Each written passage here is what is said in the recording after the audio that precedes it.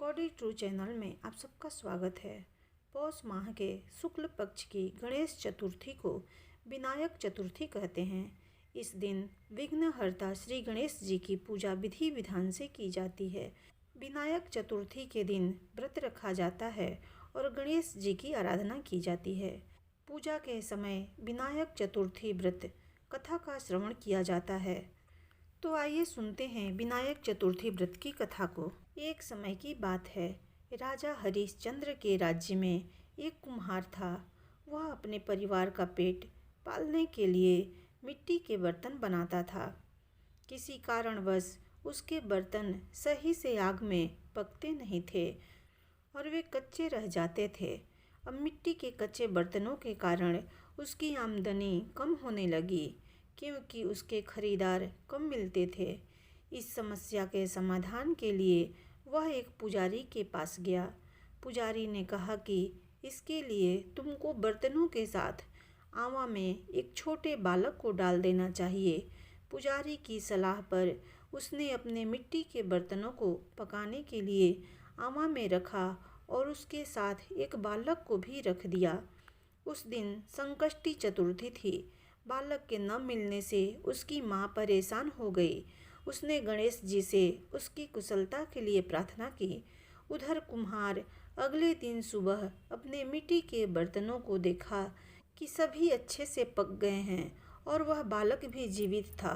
उसे कुछ नहीं हुआ था। यह देखकर कुम्हार डर गया और राजा के दरबार में गया।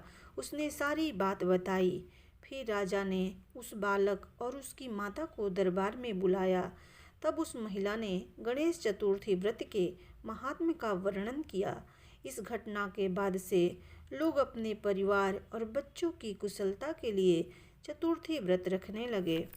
श्री गणेश चतुर्थी व्रत की पौराणिक कथा के अनुसार एक बार भगवान शिव तथा माता पार्वती नर्मदा नदी के किनारे बैठे थे।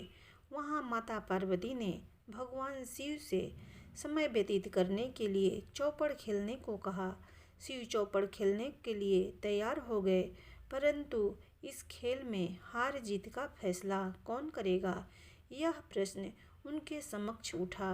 तो भगवान शिव ने कुछ तिनके एकत्रित कर उसका एक पुतला बनाकर उसकी प्राण प्रतिष्ठा कर दी और पुतले से कहा, बेटा, हम चौपड़ खेलना चाहते हैं, परंतु हमारी हार जीत का फैसला करने वाला कोई नहीं है।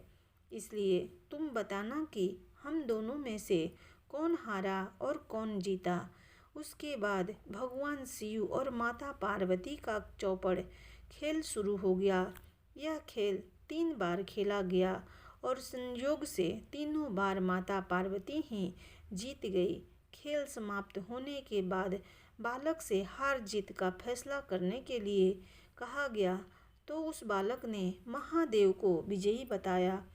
यह सुनकर माता पार्वती क्रोधित हो गई और क्रोध में उन्होंने बालक को लंगड़ा होने, कीचड़ में पड़े रहने का श्राप दे दिया। बालक ने माता पार्वती से माफ़ी मांगी और कहा कि यह मुझसे अज्ञानतावश हुआ है, मैंने किसी द्वेष भाव से ऐसा नहीं किया। बालक द्वारा क्षमा मांगने पर माता ने कहा, यहाँ गणेश पूजन के लिए नाग कन्याएं आएंगी। उसके कहे अनुसार तुम गणेश व्रत करो, ऐसा करने से तुम मुझे प्राप्त करोगे। यह कहकर माता पार्वती जी शिव के साथ कैलाश पर्वत पर चली गईं। 1 वर्ष के बाद उस स्थान पर नाग कन्याएं आईं। तब नाग कन्याओं से श्री गणेश के व्रत की विधि मालूम करने पर उस बालक ने 21 दिन लगातार गणेश जी का व्रत किया। उसकी श्रद्धा से गणेश जी प्रसन्न हुए। उन्होंने बालक को मनोवांछित फल मांगने के लिए कहा। उस पर उस बालक ने कहा, हे विनायक, मुझ में इतनी शक्ति दीजिए कि मैं अपने पैरों से चलकर अपने माता पिता के साथ कैलाश पर्वत पर पहुंच सकूं और वे यह देखकर प्रसन्न हों। तब बालक को वरदान देकर श्री गणेश जी अंतर ध्यान हो गए। इसके बाद वह बालक कैलाश पर्वत पर पहुंच गया और कैलाश पर्वत पर पहुंचने की अपनी कथा उसने भगवान शिव को सुनाई। चौपड़ वाले दिन से माता पार्वती शिव जी से विमुख हो गई थी। अतः देवी के रुष्ट होने पर भगवान शिव ने भी बालक के बताए अनुसार 21 दिनों तक श्री गणेश का व्रत किया। इस व्रत के प्रभाव से माता पार्वती के मन से भगवान शिव के लिए जो नाराजगी थी वह समाप्त हो गई। तब यह व्रत विधि भगवान शंकर ने माता पार्वती को बताई। यह सुनकर माता पार्वती के मन में भी अपने पुत्र कार्तिकेय से मिलने की इच्छा जागृत हुई। तब माता पार्वती ने भी 21 दिन तक श्री गणेश का व्रत किया तथा दुर्वा फूल और लड्डुओं से श्री गणेश जी का पूजन अर्चन किया। व्रत के 21वें दिन कार्तिकेय स्वयं माता पार्वती जी से आ मिले। उस दिन से श्री गणेश चतुर्थी का यह व्रत समस्त मनोकामनाओं की पूर्ति करने वाला व्रत माना जाता है। इस व्रत को करने से मनुष्य के सारे कष्ट दूर होकर मनुष्य को समस्त सुख सुविधाओं की प्राप्ति होती है। प्रेम से बोलो गणेश जी महाराज की जय।